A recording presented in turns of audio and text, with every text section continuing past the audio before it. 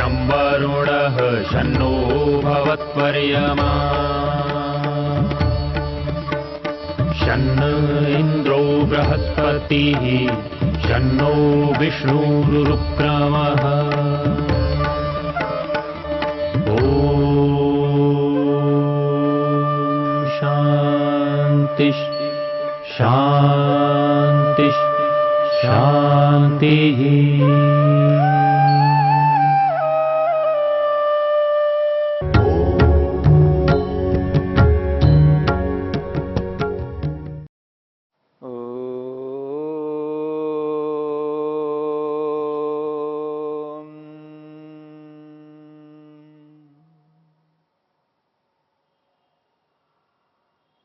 साधन पाद के पहले सूत्र की चर्चा में स्वाध्याय को लेकर के विचार चल रहा है। तप के बाद में स्वाध्याय है। क्रिया योग में 3 क्रियाएं हैं। उन तीनों में से पहली क्रिया को, तपस्या को लेकर के हमने विचार किया है। स्वाध्याय को लेकर के विचार चल रहा है। स्वाध्याय किसे कहते हैं? जिस प्रकार से तप की महत्ता है, तप का यहां पर विशेष उपयोग है, उसी प्रकार से स्वाध्याय का भी विशेष उपयोग है, इसकी महत्ता है। बिना तप के योग को सिद्ध नहीं किया जा सकता है, तो बिना स्वाध्याय के मोक्ष को प्राप्त नहीं किया जा सकता। इसलिए महर्षि वेदव्यास ने स्वाध्याय की परिभाषा करते हुए कहा है, स्वाध्यायः प्रणवादि पवित्राणाम जपो मोक्ष शास्त्र अध्ययनम वा। मोक्ष शास्त्र अध्ययनम, ये विशेष रूप से स्पष्ट किया जा रहा है।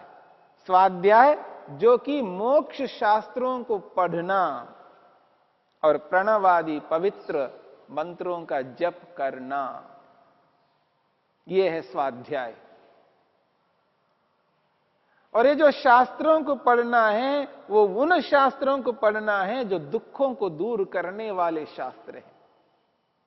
और दुख दूर उन शास्त्रों से होते हैं जो भौतिक शास्त्र हैं, उनसे भी दुख दूर होते हैं। और जो आध्यात्म शास्त्र हैं, उनसे भी दुख दूर होते हैं। दोनों शास्त्रों की आवश्यकता है।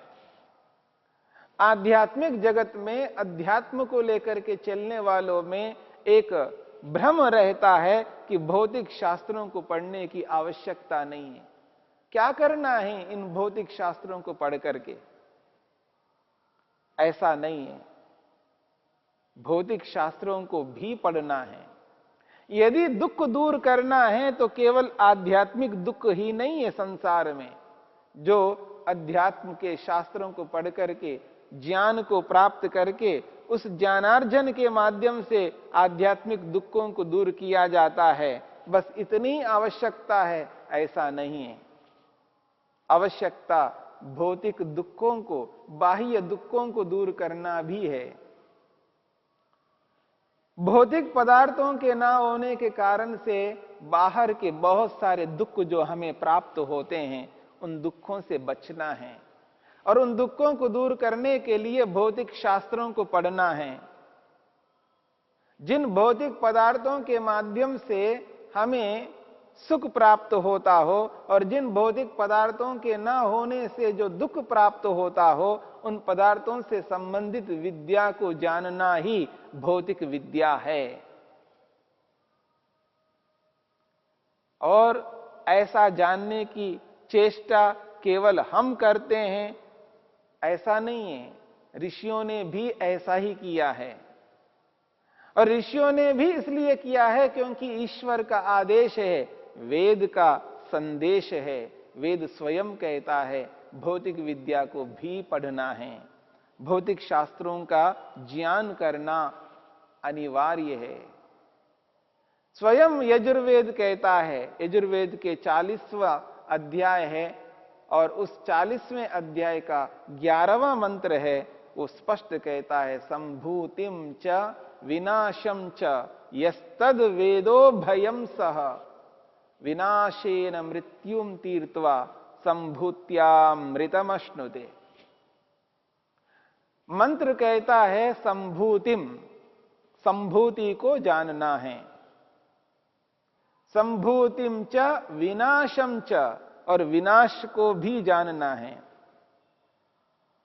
संभूति और विनाश ये दो प्रकार की स्थितियां हैं। संभूति कहते हैं कार्य जगत को। ये जो सारा का सारा ब्रह्मांड हमको दिखाई दे रहा है, इस संपूर्ण ब्रह्मांड को यहां पर संभूति शब्द से स्पष्ट किया है। कार्य जगत जो दिखाई दे रहा है यह है संभूति। और विनाशम च, विनाश कहते हैं इस कार्य जगत का जो कारण है, रॉ मेटीरियल है, उपादान तत्व है, इस कार्य जगत का कारण है, उसको कहते हैं विनाश।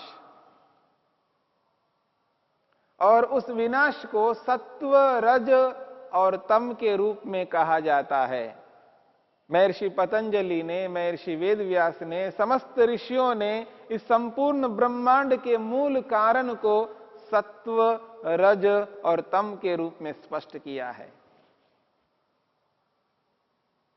और ये सत्व, रज, तम मूल कारण है इस संपूर्ण ब्रह्मांड का।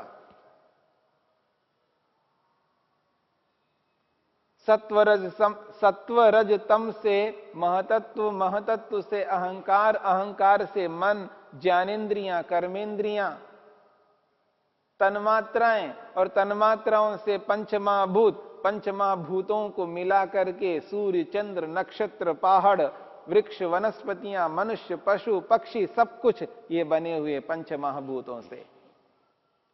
जो दिखने वाला संसार है, इस संसार का जो कारण है वो पांच महाभूत है। पांच महाभूतों के जो कारण है वो पांच तन्मात्राएं हैं, और पांच तन्मात्राओं के जो कारण है वो अहंकार है। अहंकार का जो कारण है वो महतत्व रूपी बुद्धि है, और महतत्व रूपी बुद्धि का जो कारण है वो सत्व, रज, तम है। तो इस संपूर्ण ब्रह्मांड को जो उत्पन्न हुआ है, इस ब्रह्मांड को संभूति शब्द से मंत्र कहता है। संभूतिम, संभूति को वेदा जानना है, संभूति को जानना है। और इस संभूति का जो कारण है जिससे ये संसार बना, जैसे जिस मिट्टी से घड़ा बना है तो घड़ा कार्य है, उसको संभूति मान लो। और वो जो घड़ा जिस मिट्टी से बना है उस मिट्टी को विनाश शब्द से समझ लो, क्योंकि वो मिट्टी कारण है घड़े का।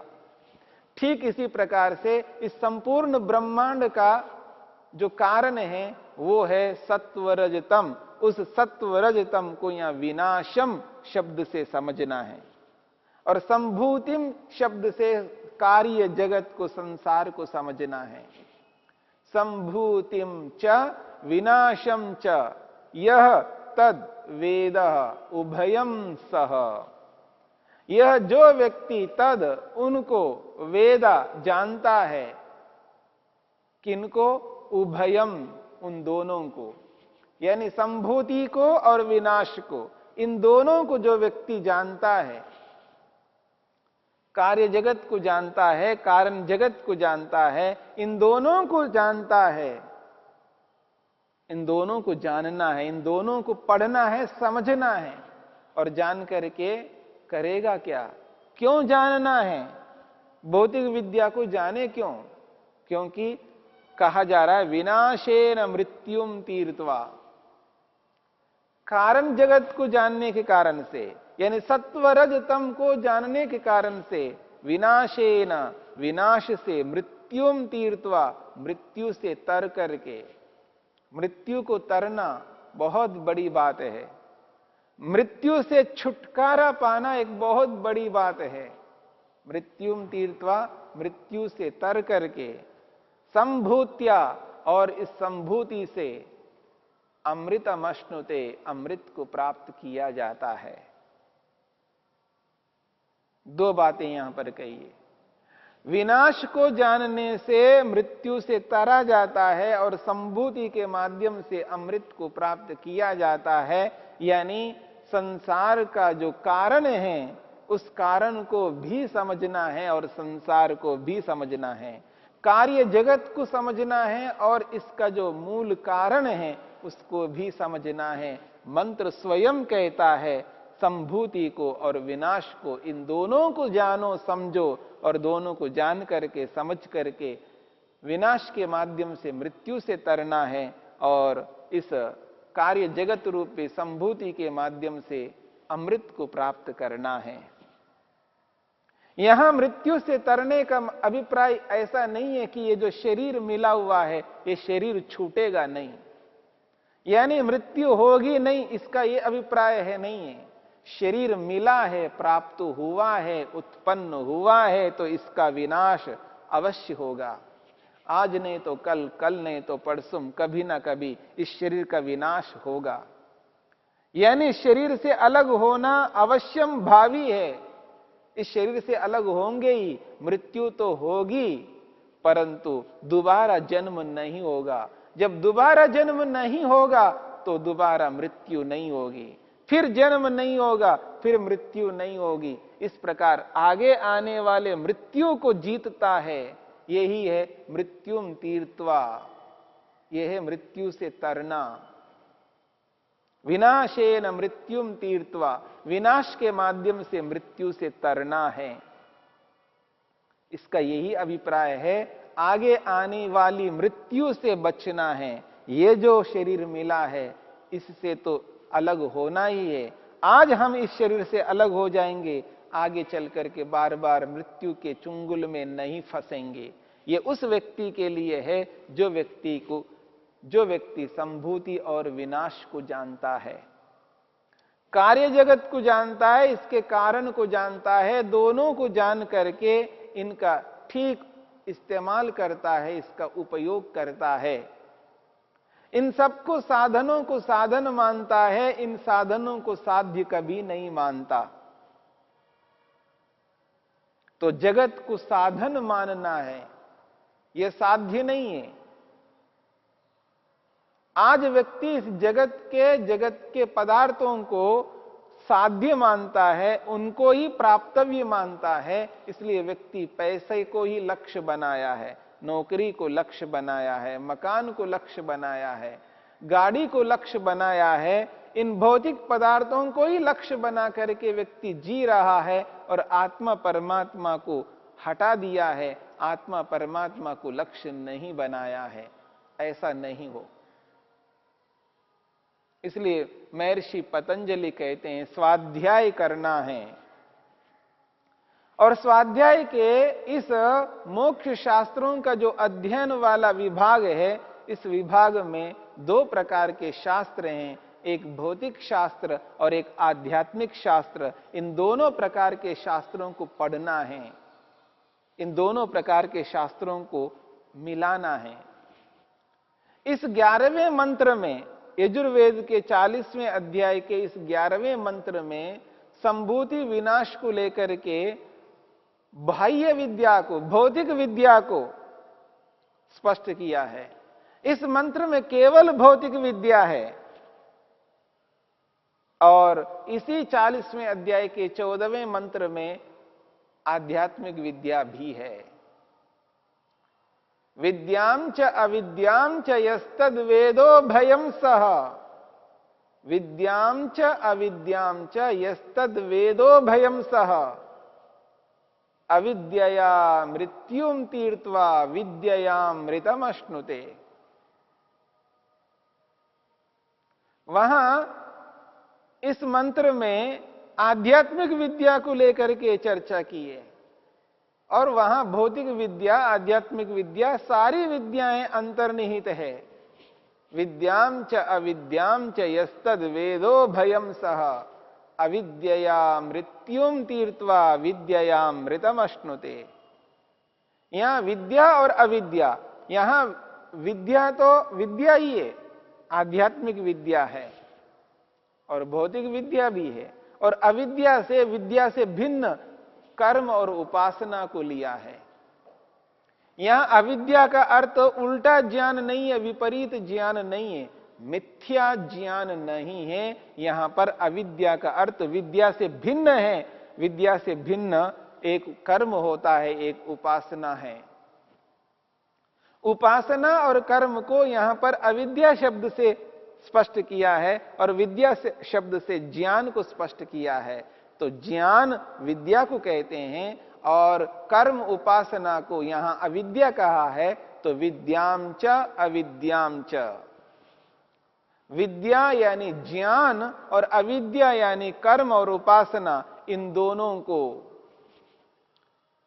यस्तद वेद उभयम सह, जो व्यक्ति इन दोनों को जानता है, समझता है। कौन दोनों? एक तो ज्ञान है और दूसरे विभाग में कर्म और उपासना है। अविद्या रूपी विभाग में कर्म और उपासना है और विद्या में विद्या ज्ञान है। तो ज्ञान कर्म उपासना ये दोनों मिलकर के ही व्यक्ति के लक्ष्य को पूर्ण करने वाले होते हैं। इसलिए वो कहते हैं अविद्या मृत्युम तीर्थवा, इस ज्ञान से भिन्न जो कर्म उपासना है, तो कर्म उपासना रूपी अविद्या से मृत्युम तीर्थवा, मृत्यु से तर करके, विद्या अमृतमश्नु से, और वो विद्या रूपी ज्ञान से अमृत को प्राप्त किया जाता है। तो यहां पर दो प्रकार की विद्या है, एक आध्यात्मिक विद्या और एक भौतिक विद्या। इन दो प्रकार की विद्याओं के माध्यम से व्यक्ति मुक्ति को, मोक्ष को प्राप्त कर सकता है। तो दो प्रकार की विद्याओं को पढ़ना है। अक्सर आध्यात्मिक व्यक्ति शास्त्रों को पढ़ने में अरुचि उत्पन्न करता है। वो ये समझता है पढ़ करके क्या होगा, मेरे को साधना करनी है। वो साधना करना चाहता है, बैठ करके ध्यान करना चाहता है, जप करना चाहता है, समाधि लगाना चाहता है। चाह का होना बहुत अच्छी बात है, चाह होनी चाहिए, इच्छा होनी चाहिए, पर उस इच्छा की पूर्ति बिना स्वाध्याय के नहीं किया जा सकता। साधना तभी साधना के रूप में होती है, उस साधना के पीछे स्वाध्याय होता है। इस बात को समझने की चेष्टा करनी है। साधना साधना के रूप में तभी हो सकती है जब उस साधना के पीछे स्वाध्याय हो। स्वाध्याय से ही साधना होती है, बिना स्वाध्याय के साधना नहीं होती है। क्योंकि बिना ज्ञान के उपासना नहीं हो सकती और उपासना ही तो साधना है। इसलिए ज्ञान की आवश्यकता है। ज्ञान को अपनाए बिना, जानकारी को अपनाए बिना, स्वाध्याय किए बिना यह संभव नहीं है। मोक्ष शास्त्र को पढ़ना ही होगा, तभी स्वाध्याय के माध्यम से हम मोक्ष को प्राप्त कर सकेंगे। इसलिए महर्षि वेदव्यास ने यहां पर स्पष्ट किया है, मोक्ष शास्त्र अध्ययनम, मुक्ति को दिलाने वाले शास्त्रों को पढ़ना, यही स्वाध्याय का एक विभाग है।